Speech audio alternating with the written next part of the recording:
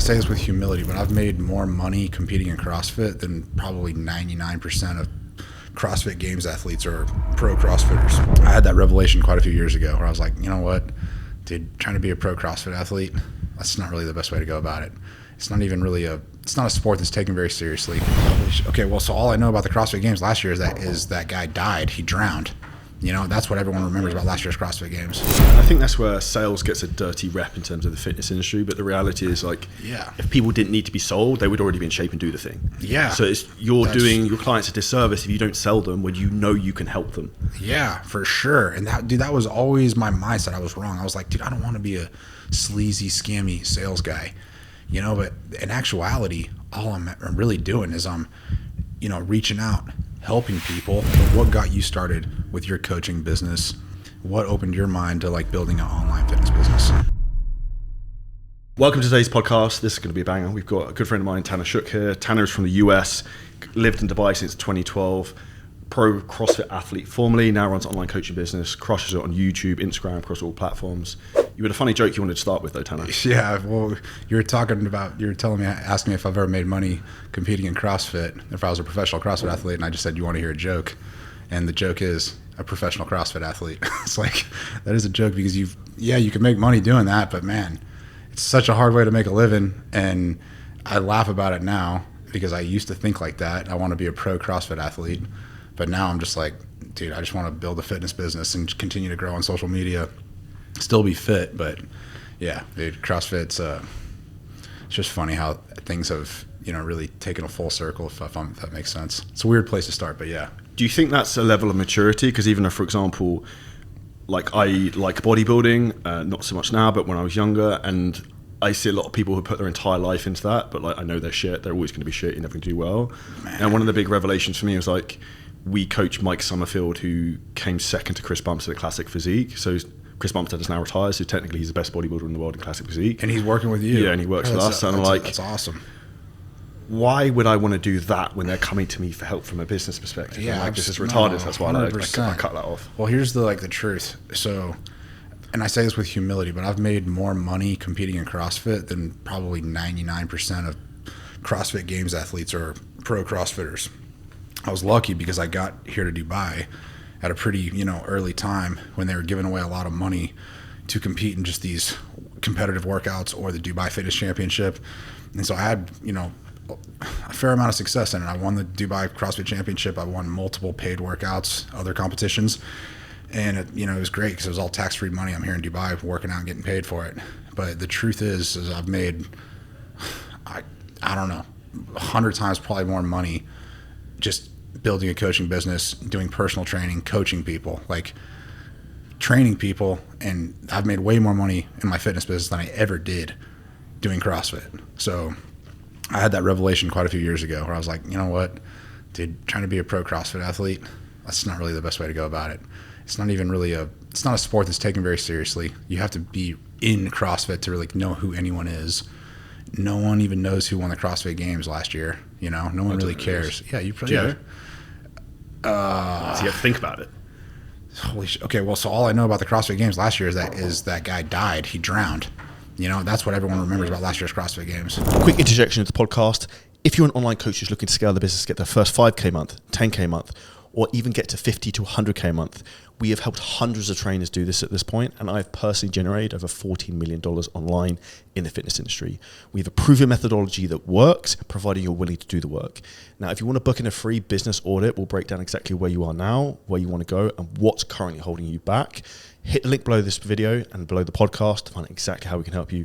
Pick a time, and we will walk you through the process of where your business is at and what exponential growth looks like. Now, back to the podcast. But yeah, I was like, I think his name was James Sprague, who won the games. Yeah, I think it rings a bell. But I've never heard of that guy before, And I'm not, no shade to anyone or pro CrossFit athletes, but CrossFit represents a very small segment of the fitness industry.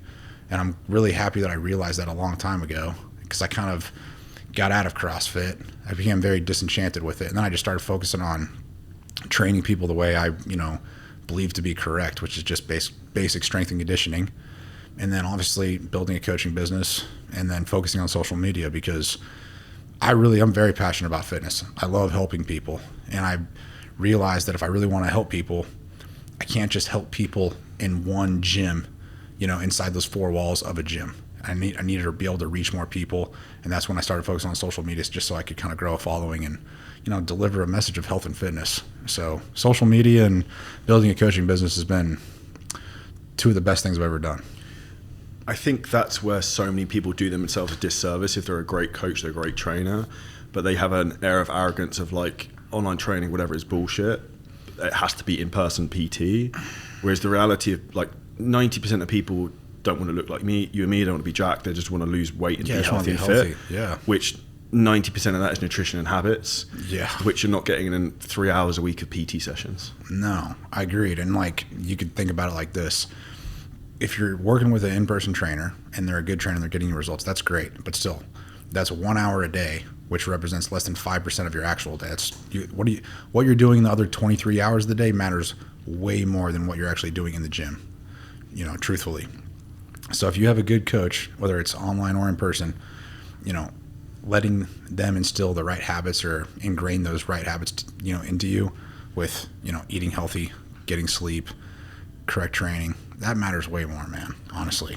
Have you seen a big correlation between the habits that you've built from your fitness success in terms of CrossFit, you being in great shape, to business? So from my opinion, like the two sit over themselves. Like for you to be in great shape, you have to have the ability to work hard. You have to have the ability to be consistent. You have to have the ability of like delayed gratification. Yeah, I have. Which a lot of business is the same. Yeah, I have. And, honestly, I only really started taking my coaching business seriously not even 3 months ago, is actually when I attended your event. And I'm super thankful for you about that, because Ryan Fisher, who was a guest speaker at your event, he got me to go because I've been friends with Ryan for a long time. And then I got to that event and I was around all these, online coaches, and I was like, wow, this shit is real. Because I never really knew, because I've been ignorant, oblivious.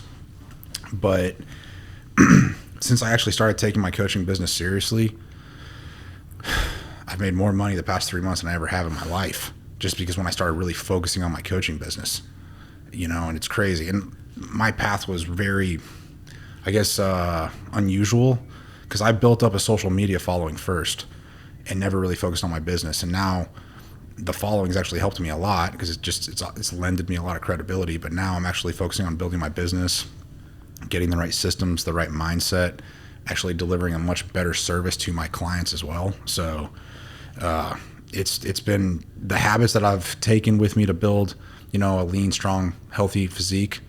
I'm taking those, same habits to actually building my coaching business, tracking everything, having, more systems in place. I still have a long way to go.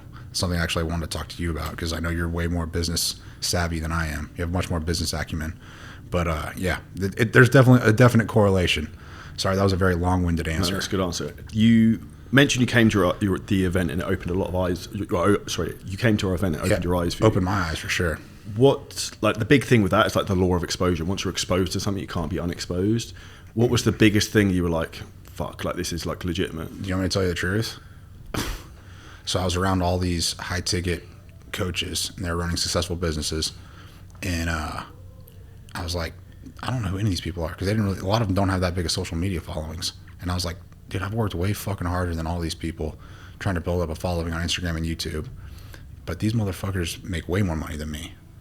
And that's what I thought, man. I was just being honest, and that bothered me. That bothers me a lot. It still bothers me. But that's what forced you to change. Yeah. And we've seen results, right? Yeah, absolutely. And, because I hover somewhere between, this sounds strange, but I hover somewhere between like self-love and self-loathing. I don't know if that makes sense, but it's like, I can relate to that. I can't, dude.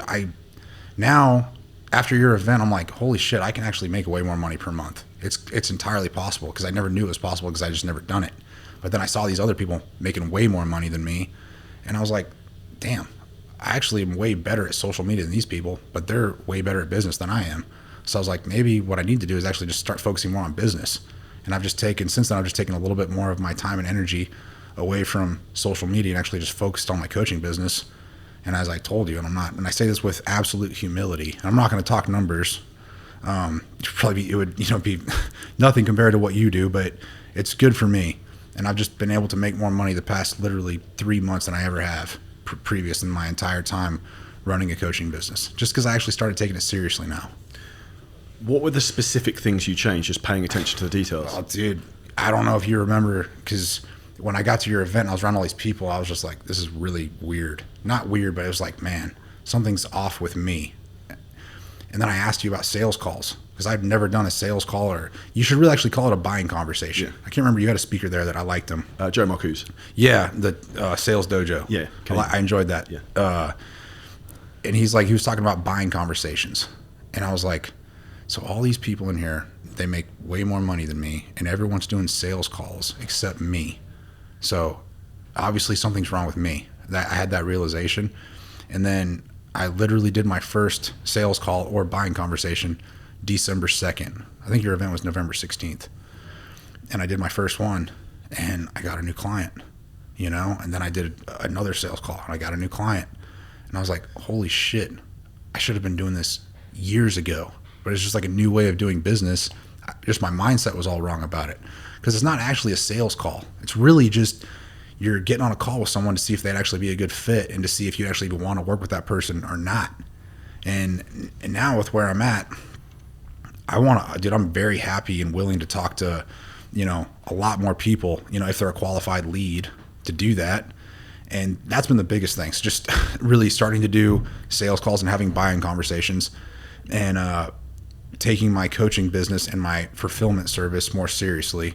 I've hired a couple people to help me deliver, a better service to all my clients. That's been a game changer too. So sales calls, fulfillment, and I think getting in some systems, being more open to learning about sales and just business in general.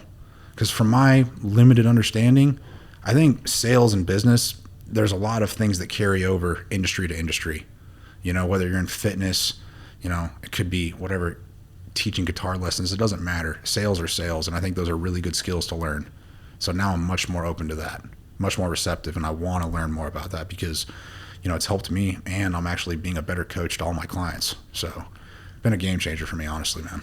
And I think that's where sales gets a dirty rep in terms of the fitness industry. But the reality is, if people didn't need to be sold, they would already be in shape and do the thing. Yeah. So you're doing your clients a disservice if you don't sell them when you can help them. Yeah, for sure. And that was always my mindset. I was wrong. I was like, dude, I don't want to be a sleazy, scammy sales guy. But in actuality, all I'm really doing is I'm, reaching out, helping people. And I believe in what I do. I believe in my coaching, and I get people really good results. And now my mindset's completely different. So when I get on a call with somebody, I'm like, man, can I actually help this person? If I think I can, then I will work with them. But it's a good fit for us, great. And it's been a game changer for me. And so my whole mindset's different. I believe in I'm actually helping people because I am helping people. I don't look at it as, I'm trying to take this person's money. No, it's not that at all. It's actually, man, I know I can help this person, if they're willing to help themselves and take guidance.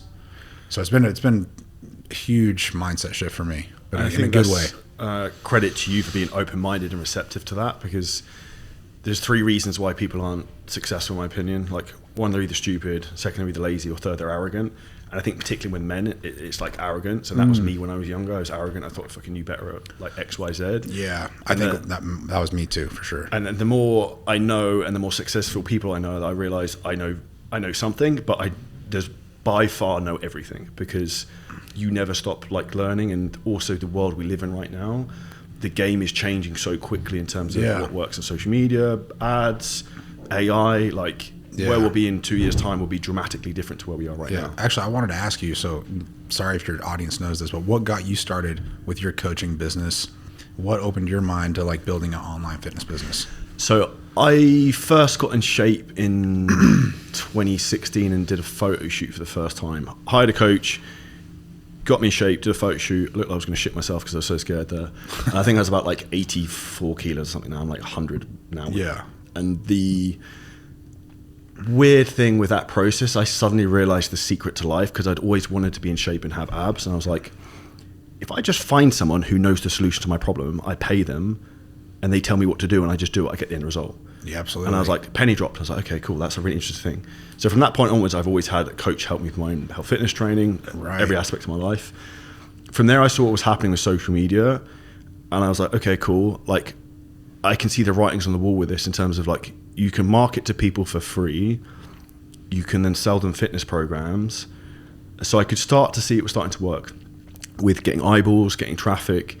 And back then it was slightly different. Like you could just post like a topless photo caption. We had like an iPhone fucking 5 back then, whatever it was. Social media was different. It's evolved a lot.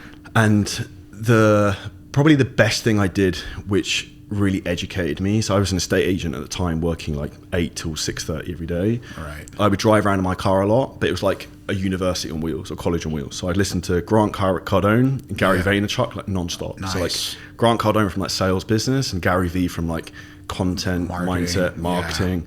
And they basically became my like mentors for free, which is really my goal for the podcast here, just to help people, just give them as much value as possible. It's a great goal. And then from that point onwards, I just continued the upward trajectory. And I think it was 25th February 2019 was the day I left my full-time job. And there's a video on my Instagram from like, I just filmed a video straight afterwards. We didn't have reels back then. I filmed a video straight after back then.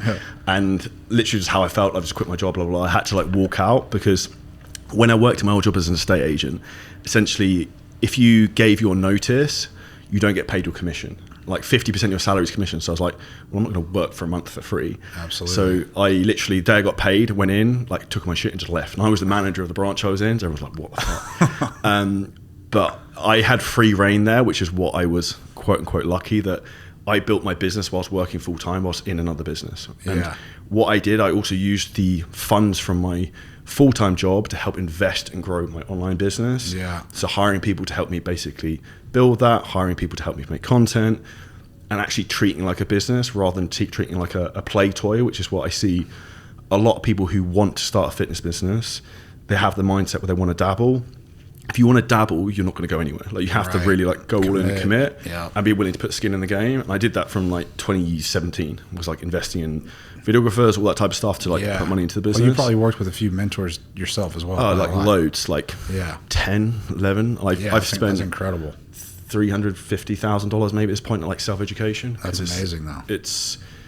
You can buy the lessons and the scars that someone else has like taken and then take that yourself, and that's how you collapse time and get to where you want to be. And I think that's where a lot of people struggle, is because they can't conceptualize that. They think, what will it cost rather than what will it cause? But if that person's done the thing you want to do, they know something you don't. For sure. A bit like you said about the mastermind event, you're like, shit. No, that's where you're paying an ignorance tax because you don't know. And like for me, and I have this massive fear of like, what else do I not know that's like holding me back right now? Right. No, well, that's a great mindset. And I'm actually being a lot more receptive to that and open to that, because I'm just, the more I learn, the more I realize how much I don't know. And I think really just since November of last year have I really started taking my fitness business seriously. I mean, I've been doing fitness for like 10 years, so it's kind of like, holy shit, man, I probably have been spinning my wheels for a long amount of time, but better late than never. So I'll ask you a question on that. Why? So in my opinion, the reason people like proverbially spin their wheels is they're comfortable where they're at. And for you, the catalyst to change was seeing other people who are crushing it. Like, well, respectfully, like you've got way bigger followings in better shape than pretty much all of them. So then like that's probably what triggered you, because it's the same thing for me when I see people who are more successful than me. I'm like, well, if he's fucking done it, then like why can't I not do it? Because he's another human being. That's got to be the mindset too. And I like when I see someone doing better than me, I'm like, all right, if he can do it, I can do it too. He just knows something I don't. So that's something that triggered me. And again, it's just because I consider myself a pretty ambitious person, a driven person. I've always been that way, especially with my health and fitness. And now I'm just kind of really now starting to focus on more business and, spending time around other successful fitness business people. It motivates me and inspires me to actually, all right, man, take this shit seriously and actually quit wasting time. And I don't know, that's just some kind of, characteristic trait that I have. I think it's a good trait because it keeps me from being lazy and complacent. And I have no issues getting out of my comfort zone when I'm training or doing anything physical. I have had issues getting out of my comfort zone, when it comes to, I guess investing in myself or my business. Like, dude, I was resistant to doing sales calls for the longest time. And then once I did like a few calls, I was like, dude, these were great. Actually, they're not bad at all. I actually kind of look forward to them now. It's a good thing. And so it's just, making mistakes and learning from those mistakes and trying to autocorrect and get, on the path of where I want to go. That's kind of where it's at for me. I think what's important with what you just said there is you have the most important skill, which is to self-analyze. Yeah. So like you can see, okay, I did this, but I should have maybe done this. So next time I'm going to do this, which is why you're seeing like huge amounts of progress. Whereas most people don't take that time to sit and think or like reflect, what did I do really well today? What's working? What's not working? So they just live the same day on repeat, and their business is repeating the same cycle, which is why it's either flat or going down. Right. And now that I'm kind of aware of that, and reaching out to other like fitness business coaches, not fitness business coaches, but other coaches that have a successful fitness business. Yeah. More successful so than mine. Even though I might be crushing them on social media, these people are making more money than me. I'm just like, man, what am I doing wrong here? And so I'm actively like reaching out and trying to learn from them. And it's just, honestly, it's blowing my mind how you can actually build an online business, an online fitness business. Really, I guess online business in general. I think a lot of things carry over, online with business to business, just depending on the industry. But it's pretty mind blowing, man, how successful of a business you can build online in fitness. And I never really was aware of that because I was stuck doing in-person training for a long time too. I was an in-person trainer in the gym for 10 plus years, done thousands of PT sessions, coached thousands of CrossFit classes. I've spent my time on the gym floor. I think it was a good thing because it's probably made me a much better online coach. But at the same time, I probably could have started my online business, 3 or 4 years sooner than I did. I wish I would have now, but hindsight's 2020. And that's one of the sayings and the irony of everything in life is like the best time to start was last year, but the second best time to start is today. Yeah, absolutely, for sure. And it's Mike who's sitting over there. He's known me since when I actually had a full-time job. Not I have a full-time job now. I probably have 3 jobs now. And the reality is that I procrastinated on leaving my full-time job for probably like 6 to 8 months because of fear. But if I hadn't taken the leap and taken the plunge, then I would still be in the same position I was. And the people who thought I was insane at the time still have the exact same life, doing the same thing on repeat every single day, 7 days later. They've never gotten it 7 years later. Yeah, dude. Yeah, because they've never gotten out of their comfort zone. And like, man, the comfort zone's great, but nothing grows there. You ever heard that? It's so true. So now I'm like kind of in that same mindset. At least I have enough, I think, experience or wisdom now to know that like, all right, man, I have to actively get out of my comfort zone, both physically, and professionally, to just get to where I know I'm capable of getting, if that makes sense. This is a kind of fucked up way to think about things, but I getting up every day at 4:30, like doing a lot of different projects and working a lot of different stuff, and I have phases where I feel overwhelmed and overworked. But for me, that's a sign that I'm growing, so I'll positively reinforce that in my mind. Yeah. Like if you don't feel like you're overcooking or overwhelmed, you're not actually pushing yourself. So if it is easy, and anyone's listening to this, you're probably not trying as hard as you could, and you're leaving a lot on the table. Yeah, and I think absolutely. The biggest thing you can have is regret, because in particular with your business, you have a compound effect of when you see success, it starts to build up, and then you can just like layer up on that, like almost like a pyramid. For sure. And I can kind of expand on that a little bit. So the past 3 months, and I'm super thankful because I've actually made more money than I ever have. And I'm not bragging about it, but basically what's happened is my standards have raised. I've raised my own standards.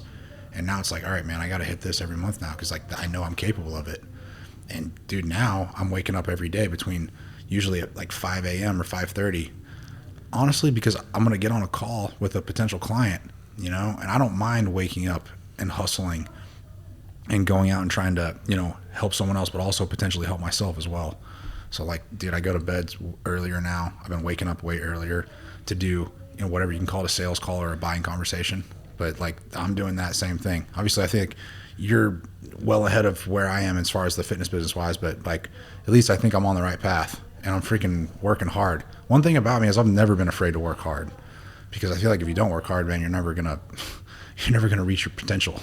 100%. I think the most important thing is when you do have the ability to work hard, it's then the next super important question to ask is, what should you work hard on? Yeah, absolutely. Because I see a lot of people trying to fix the wrong problems. Even like respectfully, if you were a business, you were crushing your content, but you were trying to fix your business by making more content, but that wasn't the problem. No. And this is where, as like human beings, we want to lean into what we like. So for example, like I'm really good at marketing. I like marketing. So I will try and fix all problems by out marketing, and we'll just get more leads. But it might be a sales issue or a fulfillment issue that's actually the real problem. And until you actually have some business acumen where you actually look at numbers or you track things, you're like, well, this is actually the problem. We have a massive churn rate of clients, therefore we need to fix that. Because if I just get more clients, we've got more of the same problem. Yeah, and that's another thing I've realized too is client retention.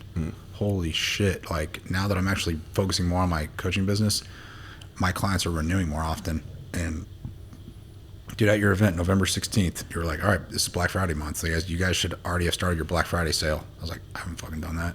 So literally, when I got home, I messaged all my clients, say, hey, I'm doing a Black Friday sale. I had my best month I've ever had just because I actually took a Black Friday sale seriously. So renewals, retention, that's a big one that I've realized how much money that I was leaving on the table. So that was a big one. And then, man, I know I have so much more to learn, and I'm open to learning that, and I'm actually looking forward to it. And I think the progress I've made in just the past 3 months has been, I'm pretty proud of myself, but at the same time, I know there's a lot more room for improvement. With what you were doing previously, focusing purely heavily on content, which is obviously what you're really good at and you have a huge passion for, why do you think most people purely try and focus on that? Because that's what people see. And we're all constantly addicted to our phones. We're all, our attention spans are really directly tied to our phones. So that's really what you see. And that's what I was kind of focused on. I was like, all right, dude, I want to be the biggest fitness YouTuber in the world. That was my mindset there for a while. And I want to be taken seriously. So I'm going to grow my YouTube channel. And since then, I've kind of really had a mindset shift where I'm like, all right, you know what? I actually don't care about being the biggest fitness YouTuber. I still like YouTube and I still want to focus on it. But all I'm going to do now is actually get serious and actually start, earning more money so I can actually do the things I want to do in my life. But I'm going to use YouTube just as an arm to grow my business. Like at the end of the day, you can make a lot of money as a fitness YouTuber, but do you know who you get paid by as a YouTuber? You get paid by YouTube, Google AdSense. I don't really care if by getting paid from Google AdSense every month. I'd much rather get paid for my coaching business. Does that make sense? Right. I'm not going to say who it was because it would be politically incorrect to do, but one of the biggest fitness YouTubers, people might be able to guess. I remember him saying at an event how much he'd earned in YouTube ad revenue since he started, and it was £500,000 or £550,000. And I was like, you've got a way bigger audience than me, and I've made, I don't know what substantially probably more 15, 20 times more than him. Yeah, substantially. And I was like, that's not worth it. But the problem with YouTube content in terms of the actual earn per view for fitness is you get paid very little in terms of the audience that comes to that. Versus if you make, for example, we made a podcast, which is 6, you go and check out, Tony Woodhouse, which is all on like financial advice, investing, all that type of stuff. Didn't get that many views, but the earnings on the ad revenue are way higher than anything else because of the topic. Sure. Yeah, no, absolutely. And I mean, I don't want to get wealthy or get rich from freaking YouTube. They could turn it off anyway. Absolutely, they can. I'd much rather use it literally just as an arm to grow my business. Because one thing YouTube's good for is it's good at delivering value to people. It's long form content so people can get to know you. And dude, just yesterday, I got a high ticket client signed up with me for 6 months. All right. And he found me on YouTube. He doesn't even have an Instagram account. I was like, dude, how'd you find me? He's like, YouTube. And that's just because I've now been putting my coaching application in every YouTube description of all my YouTube videos. If you're not doing this already, pin it to the top of your comments. Yeah. But do it in a short and make sure you can see the visible link without having to click read more. Absolutely. Yeah. Actually, I've done that for a few videos, but I need to do it to all my videos. Yeah, I'd literally just go through all of them. You'll get way more. Yeah. And so I like YouTube for that. And I do, it's good for credibility. But at the same time, now I don't care about being the biggest YouTuber. I think at your event, I even had a mindset shift since then. I think I said, because you were asking people their goals, and I said I want to get it to 500,000 subscribers. Now I actually really don't care about that. Now I'm much more concerned about growing my coaching business and getting a certain number of clients, or reaching a certain income every month, if that makes sense. And I'm just going to use YouTube just as another arm to help get me there. You've crushed it on YouTube and social media generally. What would be your advice to anyone who's either starting or they're struggling to grow their audience? That's a good question. I would, You know what I did to grow my YouTube channel? I hired a mentor. Really? Yeah, bro. Who was it? Daryl Eves. Okay. Oh, so, Mr. Beast guy. Yeah, exactly. Yeah, we had a call with their team. Yeah. So, dude, I spent $6,000 on a 12-week YouTube course. I'm not really sure if it was worth the whole $6,000, but you know, it did help me kind of think about YouTube differently. And then here's another thing I did, and you've said this yourself. I think you said you've invested like whatever $300,000 or $400,000 worth of money in mentorships. I brought him with me today. So like my videographer John, like I hired him in 2019, 2020, like the day that I really started taking social media seriously, because I was like, dude, I'm fucking done being an in-person trainer, because I knew I wasn't going anywhere. I probably had 5,000 followers on Instagram. I was like, fuck it, I'm gonna hire a full-time videographer, which is a pretty crazy thought to think, because I wasn't making that much money at the time. But I knew that I wanted to take social media seriously. So I was like, dude, all right, if I'm going to take this seriously, then I'm going to make content all the time. I'm going to make more content than the other guy, and I'm just going to do more. And that's what I did. So I freaking hired him. I spent like 20,000 dirhams on probably like 30,000. It was on a really nice editing laptop, camera, lenses, whatever, microphones, all of this. I just kind of went all in. And then I just started making content. And my content at first, even though the quality was better than most people's, it was still pretty shit because I didn't have the repetitions of making content. But I just got better and better and better at it the more exposure and practice I got. So my advice to anyone that wants to get better or grow a social media following is take it seriously. Like, I wish I had a better answer, but freaking take it seriously. Don't be afraid to invest in yourself. Don't be afraid to hire an editor, a videographer, or if you don't know how to do the skills or do something, learn it yourself and do it yourself. I still don't know how to edit and do some of the things, but I don't care because I have enough money where I can just pay someone to do it for me, you know. But that's my mindset, you know. I'm like, I'm going to figure it out and I'm just going to take it seriously. So that's how I grew on social media, as I just started making more content, better content, and I was extremely consistent. I would post 1 or 2 times every day, and I just didn't care, and I would just put out a very truthful, honest message that I believed in. So what's so funny with that is how similar you are to me. So Mike, who's over there, I hired him pretty much straight away. As soon as I was like, okay, I'm doing this full time, I need someone full time, we need to make an absorbent amount of content. Yeah, stuff he was making was sick, was so much better than anyone else's, in terms of like, there'd be like topless videos of me doing, I don't know, like a bench press and like muscle graphics popping up that like at the time no one else was doing. And I think that's how you can set yourself apart, is like, people want to have a premium brand and sell a premium product, yet you've got like a IKEA version of your content, like cheap knockoff economy filmed on an iPhone 5, like, dude, CapCut. Here's the way to say that, actually. Everybody wants to have a social media following, but not everyone wants to do the work to grow a social media following. If I told you how many videos we have filmed the last 2.5 weeks, we filmed 30 variations of ads yesterday. Bro, I follow 7-figure scaling systems. I follow your shit. I know exactly what you're doing. And I know exactly how hard you're working because I've done it. Yeah. I've been there. So, dude, I respect it for sure. It's, people think things happen by luck, but the way I try and look at things is like brute force violence to get the end result I want. Dude, like, you force it. If you just keep... You've willed it to happen. Yeah. And that's like, true. We spoke before this about like power of manifestation. It's like, okay, I want to do X, Y, Z. How can I make this happen?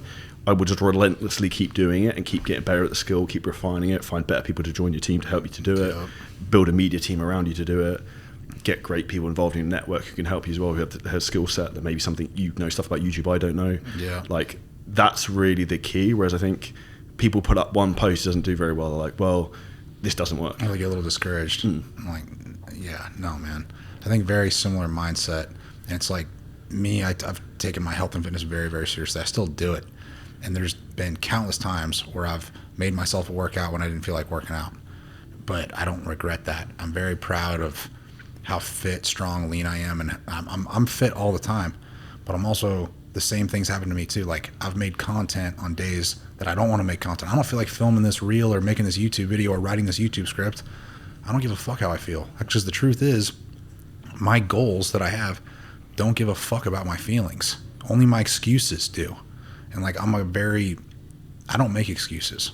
All right. Like, I have goals and ambitions and I know that I can reach them, and I'm gonna have to do things when I don't feel like doing it, because that's what successful people do. That's just the truth.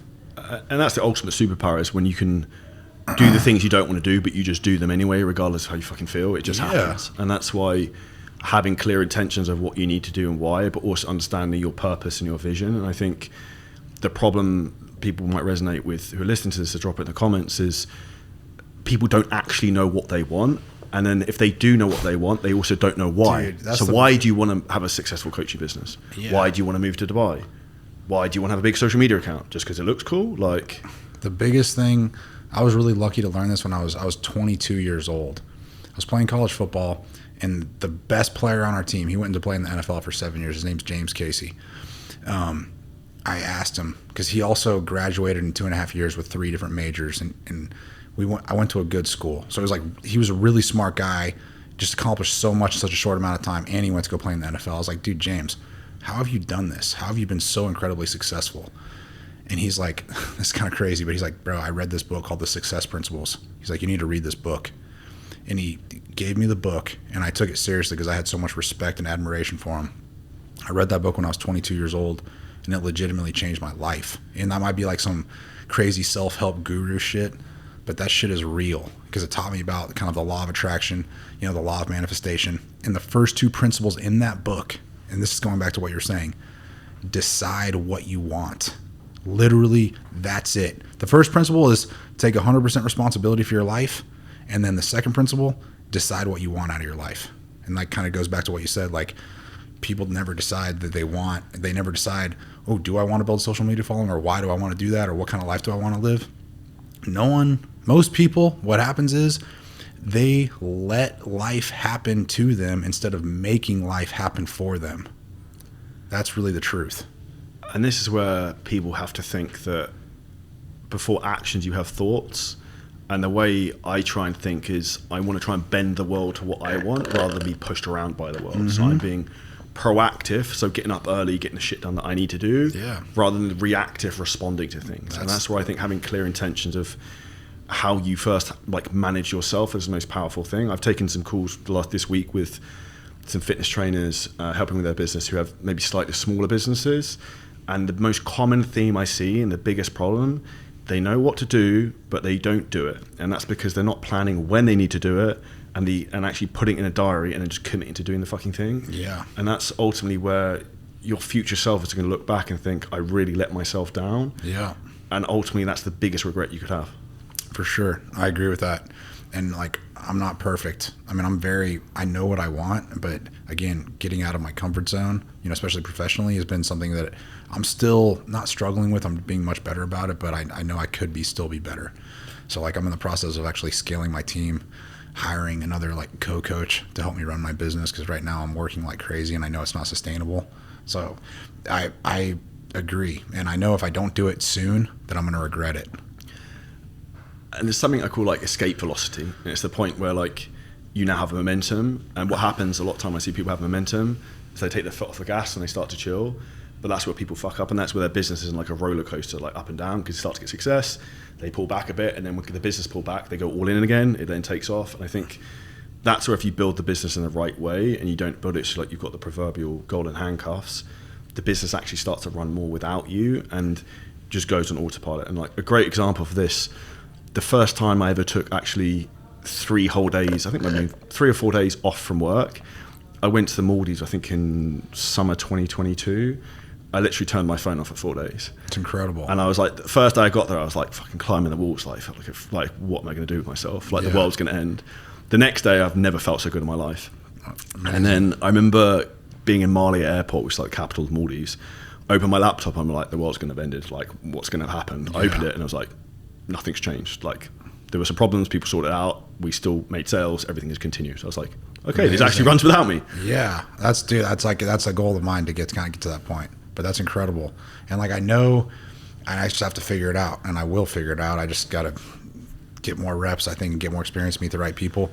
I work all the time in my business. The way I'm working hard, and I'm working smarter, but not as smart as I could be, because I'm getting ready to go on vacation next month. And I'm it's kind of nerve wracking, because I'm all right, I'm not going to be on my laptop all day.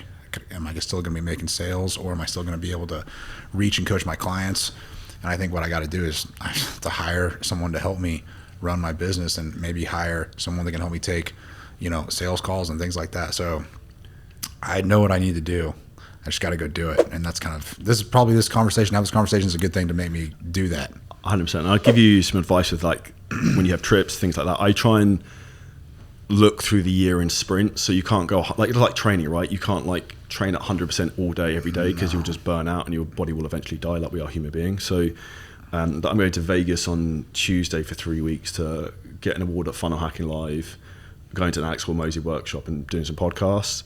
So I know when I'm there, it'll be a bit of a proverbial shit show from a work point of view, that I'll end up having to take calls like probably from like 6 to 9 a.m. in the morning because of the time zone to here. I probably won't be as productive as I necessarily would be. So I was like, okay, cool. I'm going to get basically that entire 3 weeks worth of work done this week so that everything is done. There's nothing reliant on me. And that whilst I'm away, I can just focus on what's called the Pareto principle. So like the 20% of actions that get the 80% results. Yeah. And that's ultimately like all people need to do if you're smart and efficient in terms of your time. Yeah, that's good. Just a question, like more pertaining to me. At what time, when did you know that you had to hire a larger team? When you actually hired more setters, more closers, other co-coaches?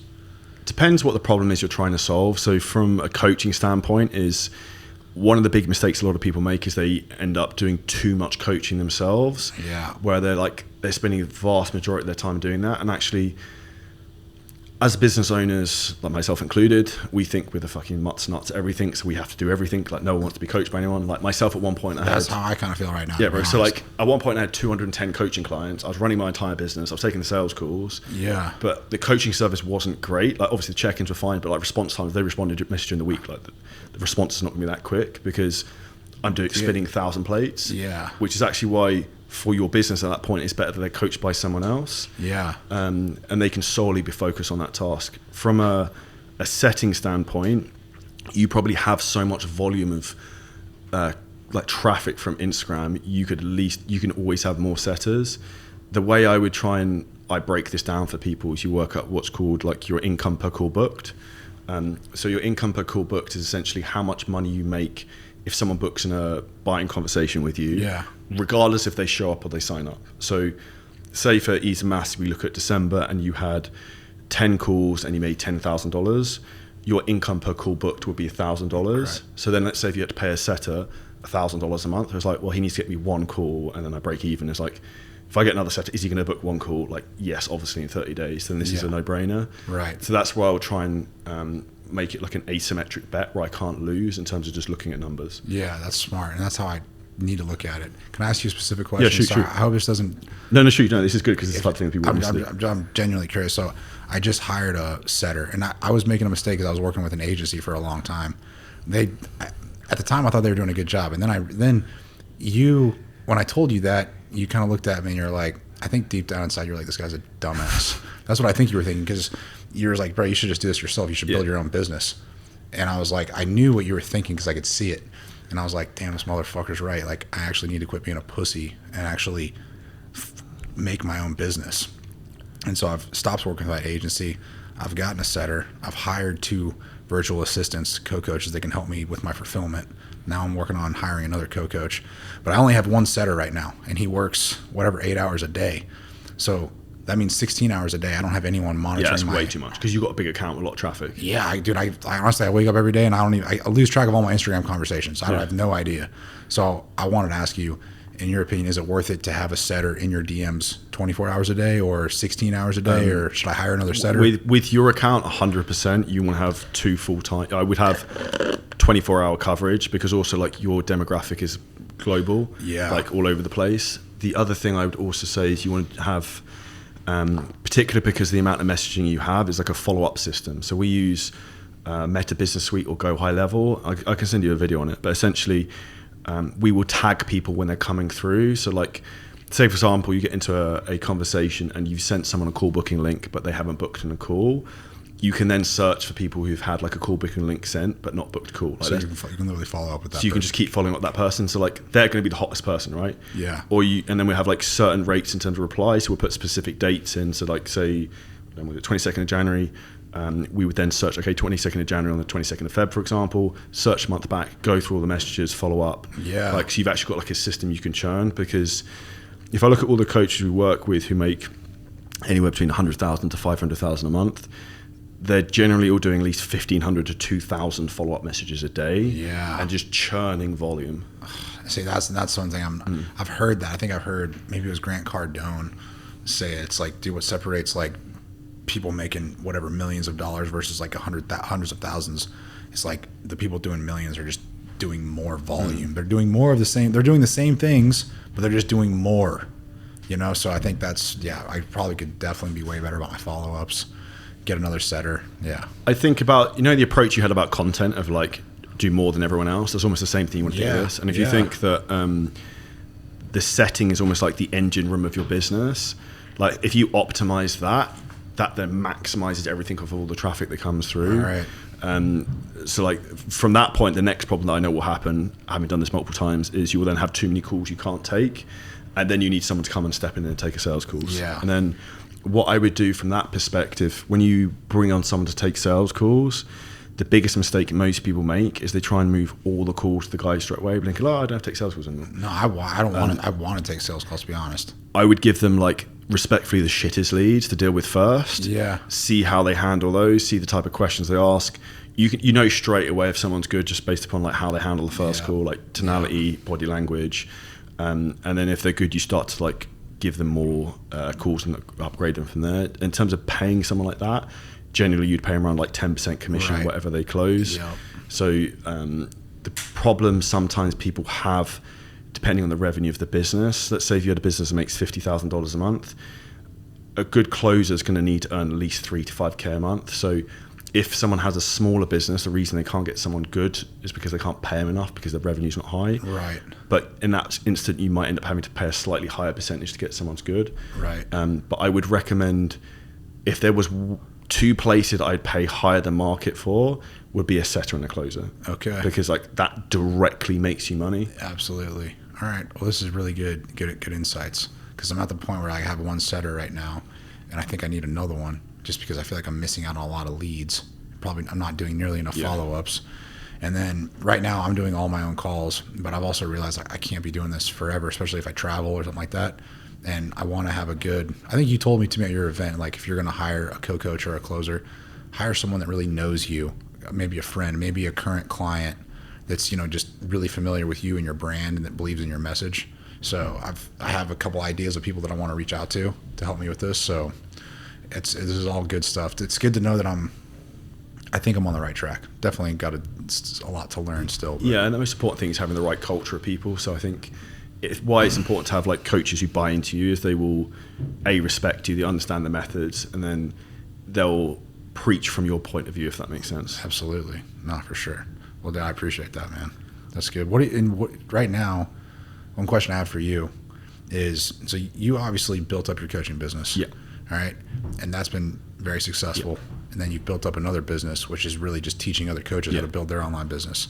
So that's two. Is there a third online business you have? We have I'm building another third one, but it's not been released yet. So. Okay. Well, that's amazing. But you've successfully, built and scaled two online, I guess you call them fitness businesses. Yeah. One's more like business to, what do you call it? B2B and B2C. Exactly. Business to consumer and then business to business. Yeah. And if I was honest, the second one was way easier because I knew exactly from the mistakes from the first one. Yeah. Which is why I scaled that to 6 figures a month within like 5 months or something. Because it's incredible. Like I knew exactly what to do, where to get people, how to manage them, the systems, like how to get traffic, how to manage the stuff. And I think that's actually a good example in terms of the difference of like knowledge and not having knowledge. Yeah. What inspired you? So once you mastered your B2C business, what inspired you? This is a great question. So to do the business to business. I never actually wanted to do this. This all happened by chance. Okay. So I was loving my fitness business, crushing it. And then a good friend of mine, a guy called Anton Blanco, who's actually, he actually now sells B2B as well. He basically begged me for help, being like, I really want you to help me with my fitness business. I love what you do. You clearly crush it. So I was like, I don't do this, dude. Like, I'm not interested. And he's like, no, please help me. So I was like, okay, fuck it. I was like, I made up a price. I was like, okay, this is how much it is. He just paid me. And then I was like, okay, like he's obviously all in then. So I was like, fine, let's do this. And then I helped him and I loved it. And I was like, okay, well, this is clearly what I'm supposed to do. So for me, it was like, that became my passion. Yeah, you became passionate about helping others build up their business. Because then I was like, the penny really dropped for me was when I get feedback from people of like, it's cool getting someone in shape to change their life. Yeah. But if you can change the entire financial trajectory of an entire family in a generations, that's a different. That's feeling, pretty. That's pretty awesome too, for sure. And like, that is awesome. I've never done that, so I can't speak on that. But yeah. But like, you will do that indirectly from the people you will help, say, for example, who are business owners and stuff like that, who become more productive, more confident, more successful. Because if you're healthy and fitter, you tend to get more opportunities, luck comes your way. But I think for me, that's where I take a huge amount of fulfillment from helping others be successful, because I know how hard it is when you don't have the right advice, because I've been given some very bad advice previously, and then it doesn't have to be that difficult. The way I'd explain scaling a fitness business, like, it's not complicated, but it's not easy. It's like, it's actually pretty simple, but it's still hard work. Same as the content thing. Like, you've got to make a fucking lot of videos, dude. Yeah, no, it's actually like building a social media following. I don't think that's actually complicated, but yeah, definitely not easy. And then I've noticed the same thing, you know, just especially in the past 3 months when I just really started focusing on my business. I was like, all right, you know, this isn't easy, but it's clearly working. And so it's been a very, you know, eye-opening experience for me. You mentioned something eye-opening there. So, for example, with that, I'm obsessed. It's one of the reasons why I like doing the podcast as well, of finding people who know things I don't know. So, like, smart. Basically, get on a podcast and I can just ask them questions for an hour. Yeah. A guy said to me 2 weeks ago in one sentence something that probably saved me millions in terms of like setting up this other business I am. And I was like, that's incredibly smart. And I had never even thought of that, because it wasn't in my field of awareness, and I have blind spots because I don't have experience in that industry of what I'm doing. And I think that's where, again, putting yourself around the right people and getting the right environment is most important, because someone can say one thing to you that completely changes your life. And that's why, for me, I'm constantly on a like merry-go-round of essentially trying to learn new stuff and find what the next thing is, because we're also, everything's changing so fast. Yeah, but man, that's so smart. I mean, at least you have the awareness to know like what you don't know, and you have the awareness to like go out and seek and learn that knowledge. So like, you know, that's good. I'm wanting to be more like that myself. Like, if you would ask me 5 years ago if I'd ever be doing a podcast with Charlie Johnson, I'd be like, no fucking way, I don't like that guy. He's just, you know, just trying to do all this high ticket crazy sales, and he's a cheesy scammy sales guy. But that was me because I didn't know any better, because my field of awareness, I had tunnel vision. I was just, honestly, I was an ignorant dumbass. That's how I feel about it now, because I've had a complete paradigm shift. So it's funny you say that, because I had a similar conversation with another guy, Josh Bridgman, who's quite good on YouTube. He's a client of ours. Me and Josh used to train the same gym for years, with a couple of his other friends as well, who are also YouTubers. And like, we were like polite and friendly, but I could always tell there was a bit of a, like, not an atmosphere, but like they weren't overly friendly. And it's interesting now in retrospect. He's like, yeah, fuck yeah, I now understand exactly what you were doing, and I wish I was doing it earlier. And I think, yeah, for sure, that's how I feel. For me, that's also why I'm always open-minded to anything, and what anyone wants to say or wants to try, I'll always be like, okay, I'll look at it, and I think if I think it's a good idea, then I'll try it. If I don't think it's a good idea, I won't try it. Yeah, well, what I realized is I was like, dude, I was just looking at this all wrong. And I think probably deep down inside, it was a bit of insecurity and jealousness on myself, because I knew deep down inside you were doing better than me and you were making more money than me. But I knew I was like good at content. I'm just going to keep doing this and doing that. But I was like, you know what? I was like, this guy's just out here fucking hustling. He's just out there trying to help himself, try to reach his full potential and live his best life he can. And so then I've actually really had a complete mindset shift. I was like, damn, I have a lot of respect for it. I have a lot of respect for you and what you've been able to accomplish, and other, you know, successful fitness influencers, YouTubers, whatever. I don't really have anything negative to say about anybody, especially if they're doing better than me. Instead of being a jealous little bitch, which is what my mindset used to be, I'm like, you know what? I can probably learn from this person, you know, and I should probably pick up on what they're doing. So it's funny you say that, because I've had a few people have pops at me over the last year or two, and I think people only throw stones at the people ahead of them. Yeah. And I think that's also why, for me, the worst type of content people can make is putting other people down. Like, for me, that's like the ultimate thing where I'm like, you're just a douchebag. Like, that's something that's like not cool. No, it's not. And I've done that 1 or 2 times, and I'm not proud of it. I'm ashamed of it, and I regret it. And you're absolutely right.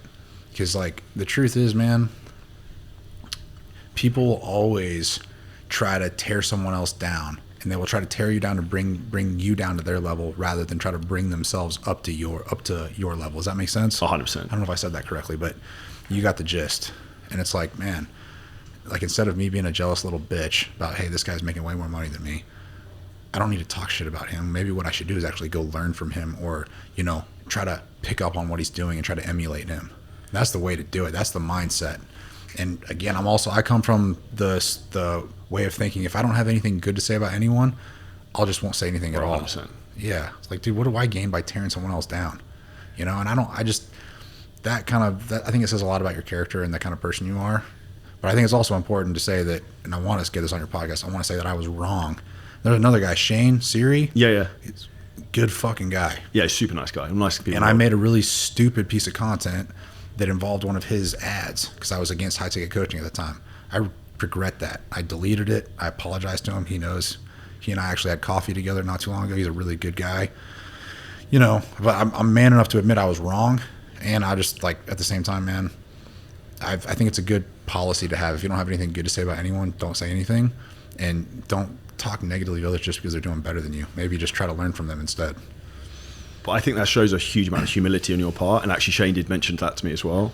I think, but that's also where, if something like that ever arises, like, people can deal like that with men and settle it, like, properly, and like, there's, like, everyone's then friends and there's all cool. No, I think he and I are good now. But like, I've made sure I went up and apologized to him in person, and I've went and had coffee with him, and dude, he's killing it. He's done very well for himself. Yeah, he's a smart dude. He's a really smart guy. So, anyways, man, but it's just something you should, you make mistakes and you learn from it.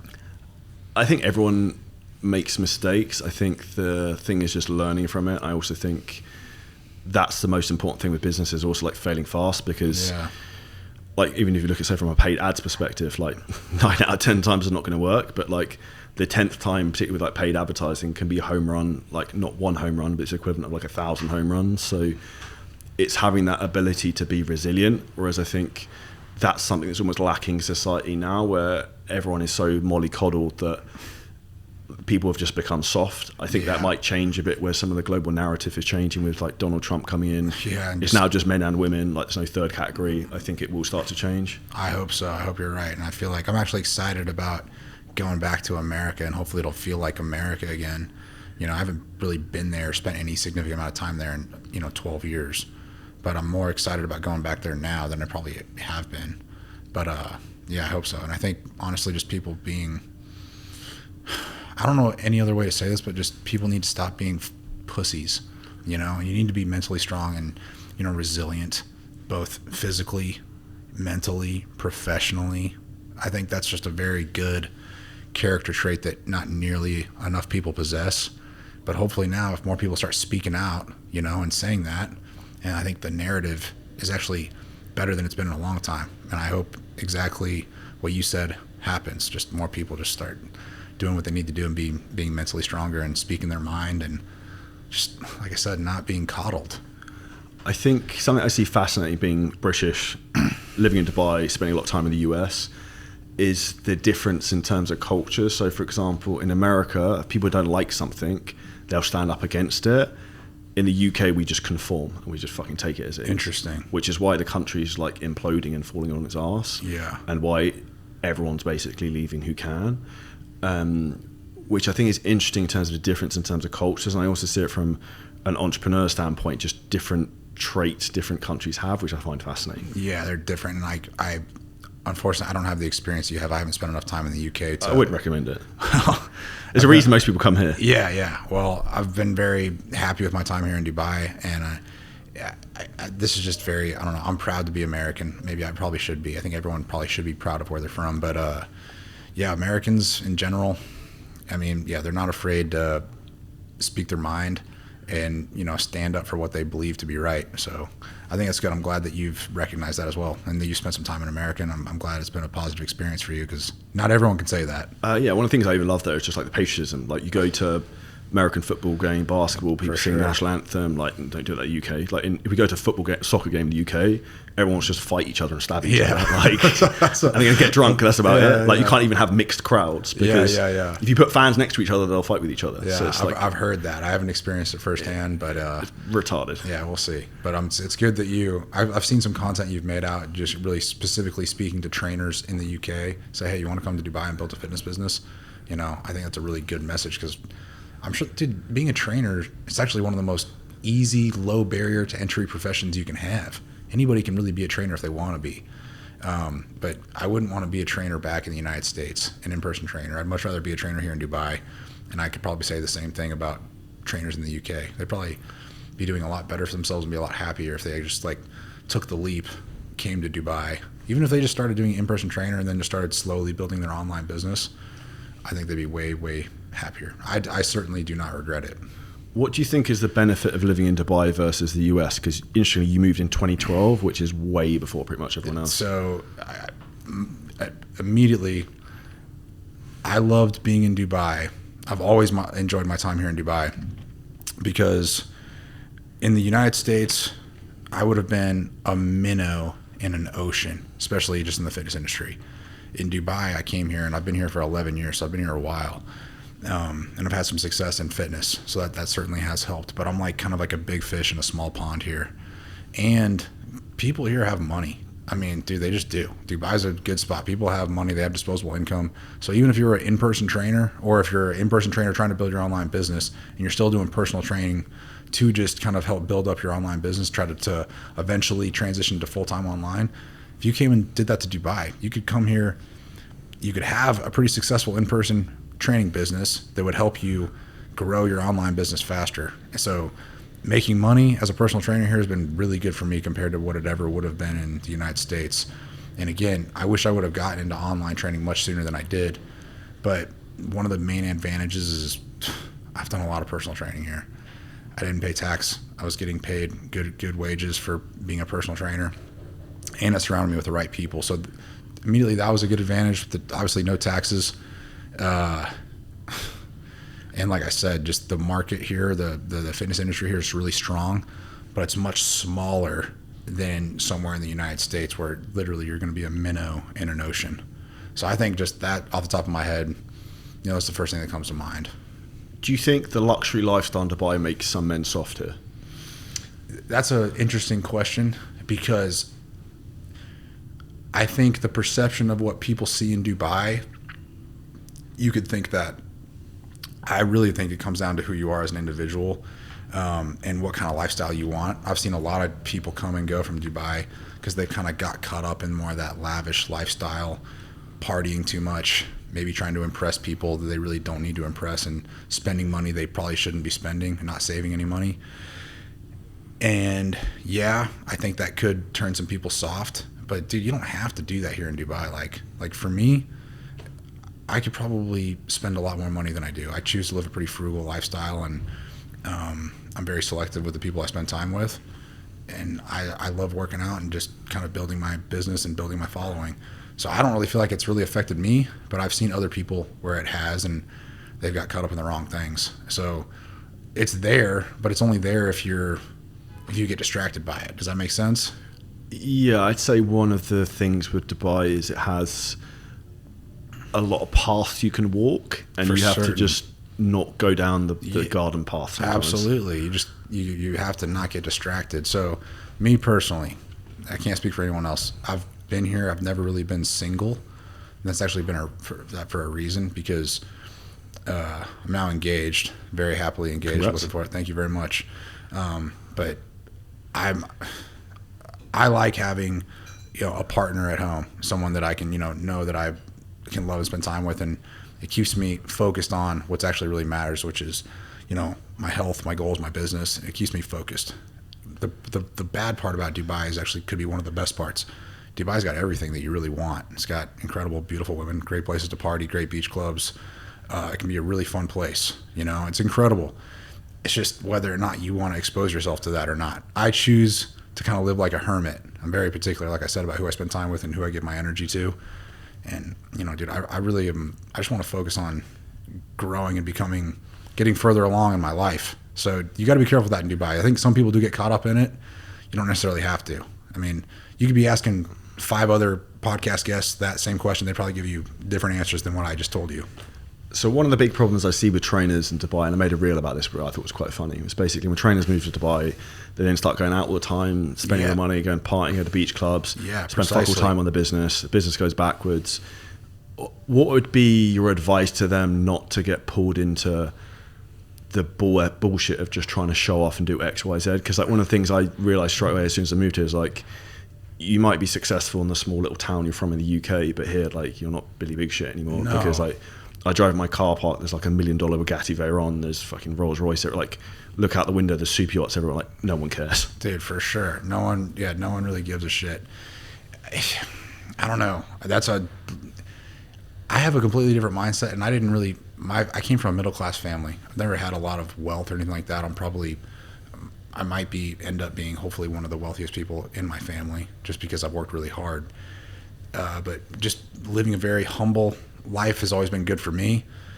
And for trainers, just if they come to Dubai to build their business or do that, like, they need to, like, stay focused and remind themselves why they came here in the first place. It's incredibly safe. It's a great place to live. The weather's great. There's no taxes. You can really accomplish everything you want to do, but definitely don't get distracted. Like, what keeps me focused is I love training. You know, staying physically fit has helped keep me mentally sharp as well. And like I said, like, finding a good person to spend time with, like a partner, that's helped me a lot. But I would just tell trainers, man, Dubai can be incredible if you actually take advantage of everything it has to offer. You don't get distracted by all the bullshit, glitz and glam and all the distractions. So that would be mine. It's like, dude, I mean, why'd you come here in the first place? You can come here and make a lot of money and do really well for yourself if you want. But if you want to go, spend a bunch of money and try to impress people that don't care anyway, I mean, you can do that, but you're probably going to regret it. And that's why I think it's an ongoing joke that people move to Dubai, they make loads more money, but they don't actually have anything to show for it because they just spend it on their lifestyle and bullshit. That's bullshit, dude. And, like, here's one thing I learned from an early age, and I'm no one to lecture you on making money, but it doesn't matter how much money you make. Probably what really matters is how much you keep. Yeah. And I'm very frugal. Like, and I have goals, like, I want to be able to go buy a house. Like, this sounds ambitious, but I want to be able to pay for a house and cash when I move back to the United States, because I don't like taking loans or doing something like that. But that's why I'm here in Dubai, to make money and get to where I want to be in life. And my advice for anyone who's a trainer or who has an online business or any business listening to this, the best reason why you should move to Dubai is essentially, if you look at the biggest cost you will have in your life is tax. If you move here, you instantly eradicate that, which then makes it much easier to build wealth. And what's the most important thing you need first and foremost is generally financial freedom. And financial freedom is a definition of where your burn rate of how much you spend is less than how much you earn, like from passive income, from investment properties, crypto, stocks, whatever. And like, I agree with in terms of like tracking how much you save, but also tracking how much you invest, because I think too many people are too cautious even when it comes to investing sometimes into assets. So the reality is, in particular with the world, like, inflation is quite high, like 10%. If you've got $1 million in the bank account, in a year that's only worth 900,000. Yeah. So people also need to play the game smart with their money and also the way they allocate it. But one of the biggest mistakes people make, and one of the things I loved you said there, is you will be one of the wealthiest people in your family. You can be the person who comes along like every few generations who fucking changes everything and creates generational wealth for everyone else by putting in the work and being smart with what you do. Yeah. Where I get frustrated for people is where they're like, well, my business is good, I'm making 20k, 30k a month. I'm like, dude, like, you probably spend 15, so you're saving 5. Right. So it's like, you're not really changing anything. And then in 10 years time, for example, your mum's really unwell, needs to go into care home, you can't afford it, you're going to wish you'd fucking worked a bit harder 10 years ago? Yeah, probably, absolutely. right? Or at least saved a bit more money. Yeah. That's actually, I actually wanted to ask you this. You came here and you started your company here in Dubai. Yeah. Who did you do that with, and how did you do that? What was that? What was that process like? That's really straightforward. So I originally set mine up with Virtuzone. I think a 3-year business visa cost me $12,000 to $14,000. Yeah, I've heard of Virtuzone. They're quite popular. Yeah, so I've set up 2 businesses with them here. I have a great account for anyone who needs one of those who's sick. So if anyone DMs me on Instagram, I can send over his details. Having the right people in your team to handle that bullshit on the back end is really important, because that's also something I see a lot of people get unstuck with. Like, even in the UK, I've had clients in the UK, we basically get robbed for money by the government, way worse than the US. We have something called VAT, where basically they take 20% of whatever you make just because they do. Just because. And there's ways around that and to mitigate that. And I see some people who are getting literally raped by tax, to the point they've got a business that makes money, but they're not actually taking anything out of it or any profit. And this is where, like, if you know the right account and the right person, or know how to like play the game, you can actually have a business that makes money that you can actually then pay yourself, rather than just you have a job where you get an okay salary, but you've also got a load of risk. Yeah, all right, that's cool. So Virtues, I've heard of them. So you've opened 2 companies with them. Yeah. You like them? It's easy, straightforward. All right, I think. That's good to know. I also spoke on Dubai Eye radio show with them once, so they're cool. They're pretty easy to use. I think the one thing I also like about Dubai is that everything is just secure from a safety standpoint. Dude, Dubai's great for that. So like, I didn't even realize that when I moved here, but the big issue we have in the UK is now safety. Yeah, in the United States as well. It's fucking wild. Like, yeah. The apartment living I've never locked. I don't lock my car. Dude, I sometimes leave the key in my car. Either. Like, I forget. I left 20,000 dirhams. That's like over $5,000 cash US in my backpack one time in the bed of my pickup truck because I was American and I drove a pickup truck when I first moved here because I thought I was cool. Anyways, I left 20,000 dirhams in my backpack in the bed of my pickup in Dubai Mall. I was in the mall for 3 hours. I came back and my backpack's still there. Cash is still there. I'm like, nowhere in the world would that actually happen besides Dubai. Like, so I don't take that for granted. And like, yeah, we live in a little bubble here, but dude, anybody can come live here if they want. You know that, right? Like anybody can. I don't know what's holding people back. I think just maybe literally not getting out of their comfort zone. But Dubai's been great. I mean, I think I am going to be moving out of here soon. I say that. Who knows? I might stick around for a little while longer, you know. With the time you've spent building your social media, how do you think social media has changed from what worked maybe in like 2018, 2019 to now? And what do you think is the big thing people should focus on to try and build their brand more? Yeah, that's a good question. I like that question. So I think it's evolved a lot. I think TikTok was actually a game changer, especially with like Instagram and YouTube Shorts, so that, you know, short form content, videos in that vertical portrait format became extremely popular, still is really popular. So, and TikTok invented that. And then obviously Instagram and YouTube emulated them because TikTok was growing at a much faster rate. So that, when did Instagram Reels get released? I can't remember. It's like 2022 or 2021, something like that. So that was a game changer. A lot of people's attention spans are still on Instagram. It really just depends. I'm not very active on Twitter or TikTok. I focus mainly on Instagram and YouTube. But I think if you want to build a successful coaching business, I think Instagram and Facebook are very important. Me, I like YouTube. I've consumed mostly YouTube, so that's why I wanted to focus on YouTube. I think, you know, focusing really just on Instagram, being consistent, putting out, you know, if you're just getting started, dude, put out 2 or 3 posts a week. Be consistent with it. Don't overwhelm yourself with making content. Find something, find your own cadence and stick to that. And once you get better at making content, you'll be able to make more content. And also, my advice to anyone is be genuine, be authentic, be yourself, and don't try to please everybody.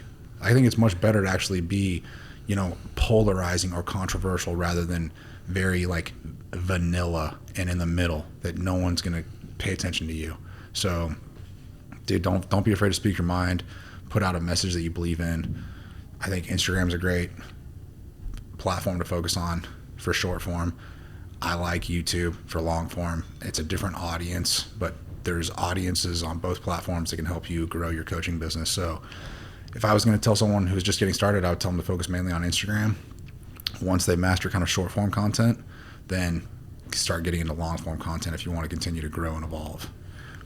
Why do you think it's important to have more than one platform? Another good question. And I'll just tell you what I was telling you before this podcast. So back in 2022, I had like 30,000 followers on Instagram. And then I woke up one day and for some reason, Facebook or Meta had just disabled my Instagram account, like gone, locked out of it, couldn't access it, nothing. Basically my entire life on social media was just deleted. And dude, it was devastating. And at the time, it was like the worst thing that ever happened to me. But now, it was probably one of the best things because it made me realize that I was being super complacent and lazy, and I was putting all my energy and focus just on one platform. When the world of social media is actually really big. I mean, if you think about it, dude, there's Facebook, Twitter, YouTube, TikTok, Instagram, Snapchat, LinkedIn. Yeah, these are just that's just all in social media, and I was just focused on Instagram, just one platform. And then when it was taken away from me, I realized like, oh my gosh, all of this time and effort that I put into making content and building a following was just taken away from me. So it made me realize like, wow, I should really diversify myself, not put all my eggs in one basket, start focusing on YouTube. And that's when I really started focusing on YouTube because I was like, damn, was so exposed. Luckily, I was able to get my Instagram account back and I've continued growing that. But that really lit a fire under my ass to like start focusing on YouTube and building up, a YouTube channel. At what point did you hire Daryl Eves' team in that process? Okay, so I really started focusing on my YouTube channel in March of 2022, and I hired Daryl Eves in May of 2023. So a little over a year. So about 13 months. And it just, because like I'd been making YouTube videos, I didn't really know what I was doing. I was working really hard on making good, high quality, edited, scripted videos, but I wasn't thinking about thumbnail optimization, having a good title, writing a good, engaging YouTube script with storytelling, having a good intro or hook to my video, dialing in the outro, pattern interrupts, different camera angles, these kind of things. I like YouTube, so I got kind of more into it. Not everyone has to take that approach. That's just the approach that I liked and I also learned from. And then I saw other YouTubers that I was like, damn, this motherfucker makes some really good videos. I was like, how does he do that? So I started researching, how does he make those videos? And that's the approach I took. And again, it's worked fairly well for me. I wish I was growing faster on YouTube, but it just kind of is what it is. But now my focus is kind of shifted back to my coaching business too. But yeah, it took me about 13 months to really like go more in on YouTube, if that makes sense. And I definitely wasn't afraid to invest in myself. And I still work hard on YouTube. I still got to think about writing good videos, and you have to think about videos that other people are going to want to watch. That's also going to deliver them value. That's also going to help you grow your business too. So you got to be pretty strategic about it. At least in my opinion, you do. What's your plan with that? Do you have certain frameworks of videos you find work better for you, like certain specific type of titles? If you really think about YouTube, you get really kind of in, like if you get into the YouTube world, they have something called video buckets. So all these big YouTubers, they basically will have like 3 to 5 YouTube buckets. So every video they make will fit into one of those buckets. Okay, so let's think, who's a popular fitness YouTuber? Mike Thurston. All right, Mike Thurston might be an exception because he kind of hovers between fitness and also lifestyle, and he's like a YouTube OG. Yeah. He's been on it for a long time. Jesse James West? You could do Jesse James West. Jesse James West, if you look at his videos, he'll have probably, I don't know, maybe 5 or 7 different styles of videos. And if you go through his entire catalog of all his YouTube videos, you'll notice similar thumbnails, similar video titles, similar ideas, just with different iterations of basically the same video, because he knows it's a winning formula. And so he'll just but he'll make a similar video, just slightly different. Okay. Like the one I think of is Renaissance Periodization, Dr. Mike Israetel. Yeah. So it's like, his face on thumbnails, it's like everywhere on YouTube right now. It has been for probably 2 years. But his biggest YouTube video bucket is exercise scientist critiques world's strongest man's training, or John Cena's training, or The Rock's training. So that's one video bucket for him, because you have to make videos that are going to offer people value, teach people something, but also that the general public will click on and watch.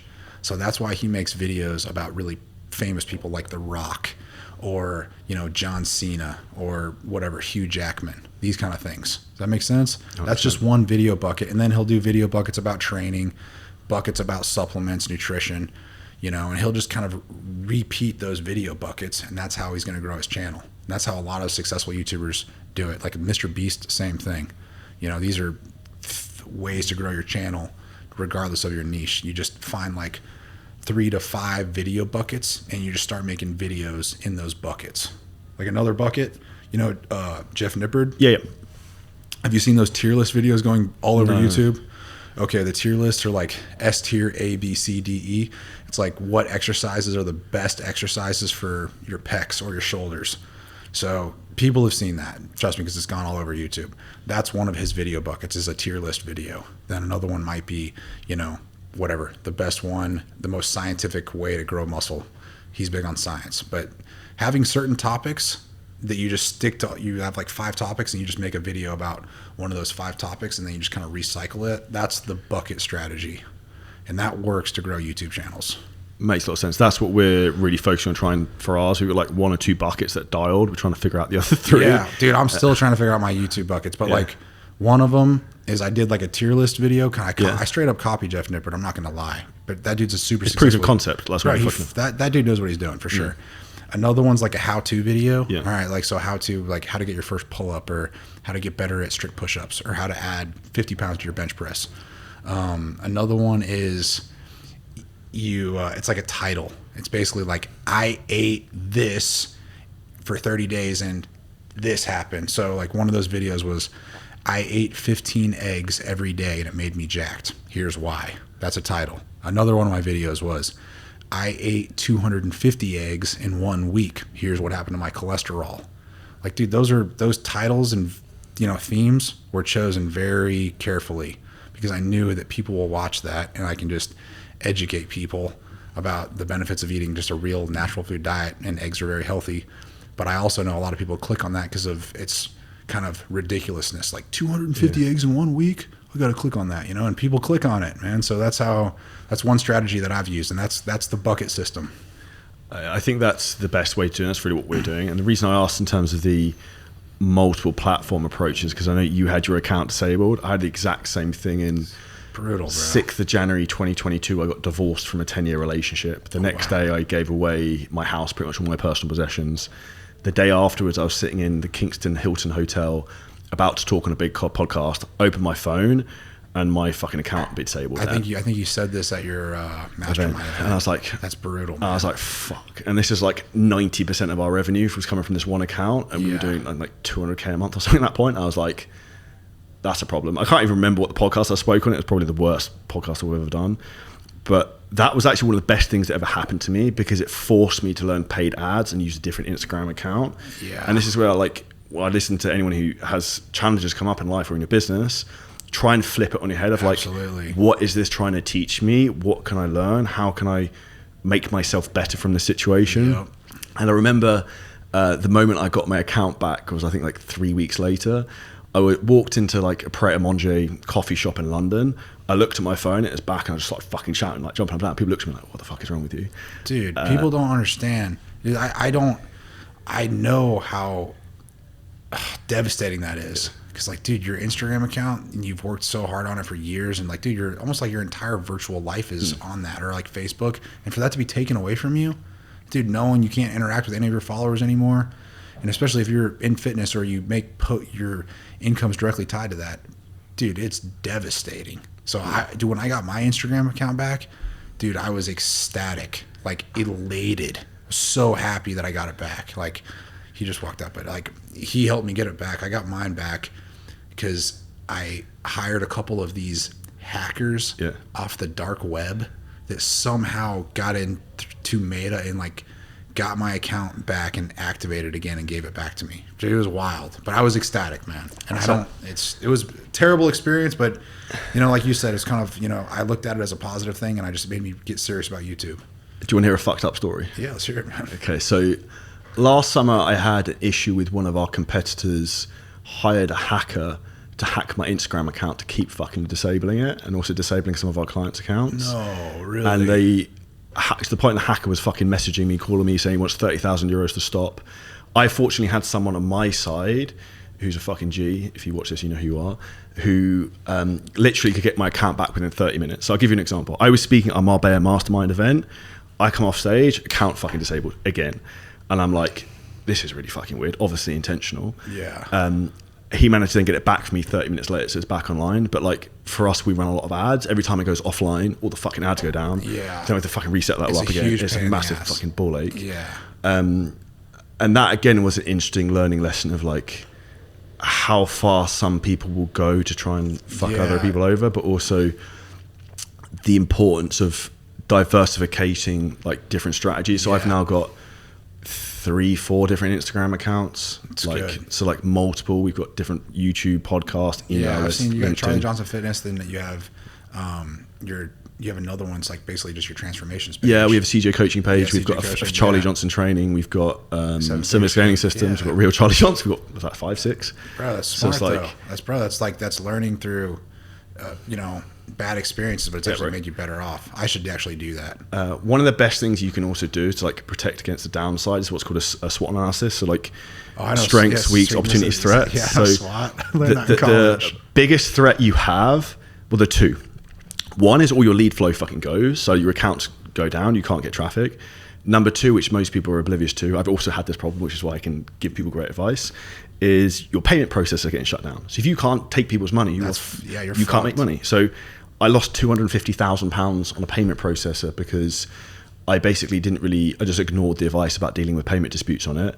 I think that'd be fine. And I got shut down, not to say the processor was, I got shut down on an account. So then had like 30, 40K a month reoccurring revenue that I didn't get back and had to restart it on like a low ticket program. Which is why one of the other things I'd always say to people is like, make sure you have multiple payment processors. So in case you have a problem on one, then you can use another. When you say multiple, so I use Stripe. I have 2 different Stripe accounts, but should I have a different? I would have someone completely different. So like if you're in Dubai, I can intro you to a company called MamoPay because they take Amex as well. So most of the Stripe doesn't here.